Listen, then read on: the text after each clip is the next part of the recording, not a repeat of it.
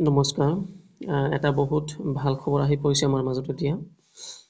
আমাৰ বিদ্যালয়বোৰত যিটো mid day meal দিয়ে, ঠিক আছে, সেই মিড ডে মিলৰ ওপৰত মানে ৰান্ধনীবোৰৰ কথাটো কৈছোঁ আৰু।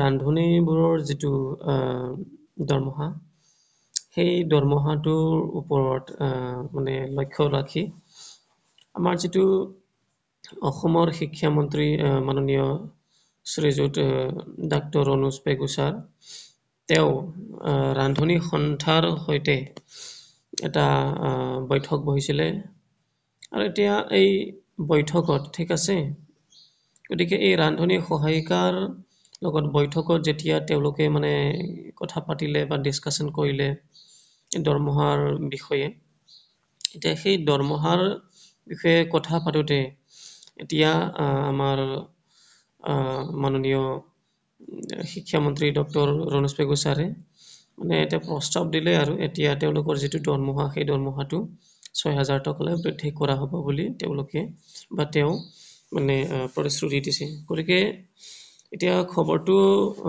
বহুতো ভাল, যিহেতু আমাৰ যিটো ৰান্ধনীবোৰৰ দৰমহা আছিলে বহুত কম আছিলে, ক'ব গ'লে বহুত কম, মানে যিটো নেকি আমি ভাবিব নোৱাৰোঁ। তেওঁলোকে যিটো কাম কৰি আছিলে সেই কামটো মানে কামৰ ওপৰত মানে লক্ষ্য ৰাখি আমি ক'ব পাৰোঁ যে এতিয়া এটলিষ্ট মানে তেওঁলোকে কিবা এটা পাব, মানে তেওঁলোকৰ যিটো কাম, ঠিক আছে, কামৰ বাবদ কিবা এটা নহয় কিবা এটা এতিয়া পাবলৈ গৈ আছে। গতিকে কংগ্ৰেচুলেশ্যনছ সকলোলৈ শুভেচ্ছা থাকিল।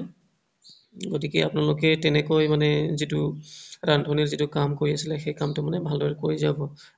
আগন্তুক দিনত এনেকৈ ভাল খবৰ আপোনালোকৰ বাবে আহি থাকিব বুলি মই আশা ৰাখি এই ভিডিঅ'টো সামৰিছোঁ। ধন্যবাদ।